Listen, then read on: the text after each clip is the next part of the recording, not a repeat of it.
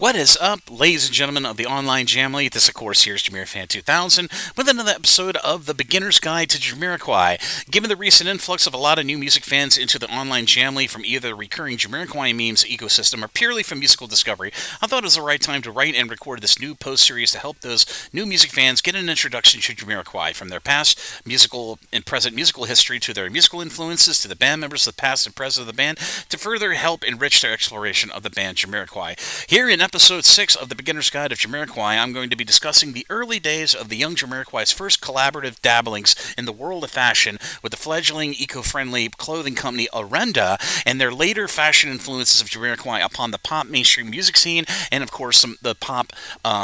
fashion industry. Starting off here in Section 1, I'm going to be discussing the relationship between the young band Jamiroquai and ORENDA.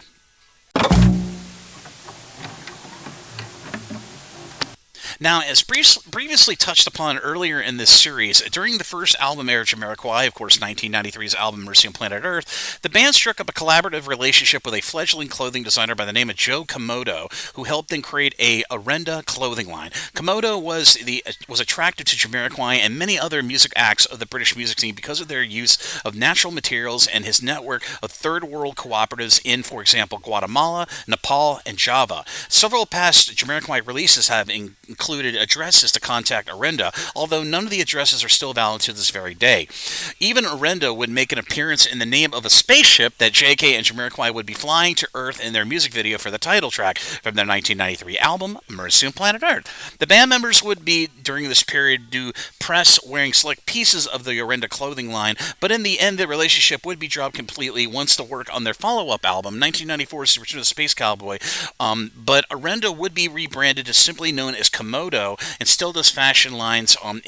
mostly in England and around the world to this very day. Now, Jamiroquai also had a limited collaborative connection with the American clothing brand Levi Strauss and some rare clothing promo works that emanated out for the band members and the live band crew during the first two album periods of Jamiroquai's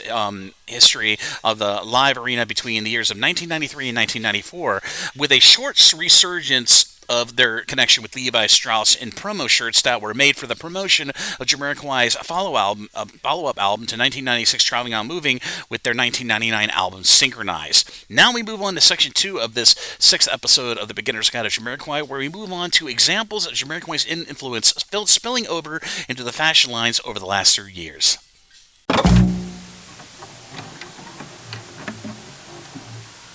Now, Jamiroquai over the past 30 years have had a stylish influence, being branded and emblazoned with a lot of Adidas and Replay tracksuits, but their influence would go on to be seen in very prominent clothing lines in the early 21st century of the fashion industry. The first example of this would be the Louis Vuitton Fall and Winter 2019 fashion line, created and helmed by the late fashion director, the late Virgil Abloh, featuring select pieces from the collection inspired by pop music acts, mostly urban music acts ranging from the King of Pop, Michael Jackson, to Jamiroquai. Another recent example of this would mark JK's first collaborative work in fashion. In the year 2022, Japanese fashion designer Junya Watanabe, in collaboration with Jamiroquai and JK, would create and release his latest fashion line under the Comme des Garçons imprint in Japan and throughout the rest of the world.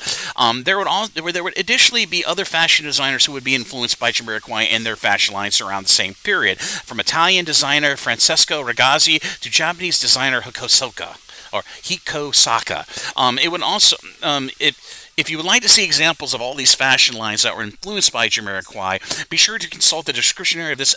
episode of The Beginner's Guide down below to check out some great IMGUR albums of all those select fashion lines discussed in this episode of The Beginner's Guide to Jamiroquai. And that's it for this episode of The Beginner's Guide to Jamiroquai. I hope everybody has been continuing to enjoy this informative series, and it continues to be my pleasure to bring you all of this content. And coming up on the final episode of the series, that's right, sadly, I've got the final episode coming up in Episode 7 of The Beginner's Guide to Jamiroquai. I'm going to take a speculative look at the future of Jamiroquai, where Album 9, which Jamiroquai has been working on for the last few years since the end of the pandemic, could be going and what could be coming up for the band. But thank you, everybody, for the support, and I will see you again really soon with another episode of The Beginner's Guide to Jamiroquai. Bye-bye, everybody. Thank you again for the support, and take care.